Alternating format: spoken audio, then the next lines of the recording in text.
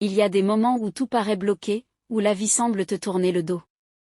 Tu cherches des réponses, mais tu ne trouves que le silence. Et pourtant, Dieu te dit aujourd'hui, car moi, je connais les projets que j'ai formés pour toi, des projets de paix et non de malheur, afin de te donner un avenir et de l'espérance. Cela veut dire que rien de ce que tu traverses n'est perdu. Même dans les épreuves, Dieu prépare ton relèvement. Il transforme les détours en direction, les retards en bénédiction, et les larmes en témoignages. Alors, garde la foi. Ne doute pas de ton avenir, car Dieu a déjà écrit la suite de ton histoire. Et cette suite est belle. Jérémie 29 verset 11 est l'un des plus puissants de toute la Bible pour donner espoir, direction et confiance à ceux qui traversent des moments difficiles. Jérémie 29 verset 11 dit ceci, « Car moi, je connais les projets que j'ai formés pour vous, dit l'Éternel, projets de paix et non de malheur, afin de vous donner un avenir et de l'espérance. » Ce verset est une promesse directe de Dieu à son peuple. À l'époque, les Israélites vivaient une période de souffrance, d'exil et d'incertitude. Ils pensaient que Dieu les avait oubliés.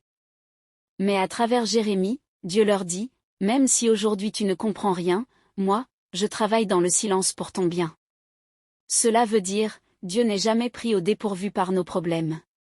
Ce que tu vis maintenant n'est pas la fin, mais une étape vers quelque chose de meilleur. Ces projets sont bons, même quand ta situation actuelle semble mauvaise. Nous pourrons ensemble profiter efficacement de ce merveilleux verset, en gardant la foi dans les moments difficiles. Quand la vie devient incertaine, manque de travail, maladie, conflit, pauvreté. Réciter ce verset rappelle que Dieu a déjà prévu une issue. Chaque matin, dire « Seigneur, je crois que tes projets pour moi sont bons, même si je ne les vois pas encore. » 2. En refusant de céder au découragement. Ce verset est une arme contre la peur et le désespoir. Au lieu de dire « tout est fini », il faut dire « Dieu n'a pas encore fini avec moi ». 3. En travaillant avec confiance.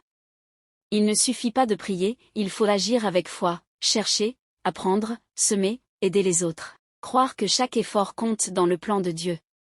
4. En partageant ce verset autour de soi. Les leaders communautaires, éducateurs, parents peuvent s'en servir pour redonner espoir aux jeunes, réveiller la motivation et réconcilier les cœurs. C'est un message collectif de résilience, de foi et d'unité. Abonnez-vous à cette merveilleuse chaîne pour ne rien manquer de nos prochaines publications. Que Dieu vous bénisse.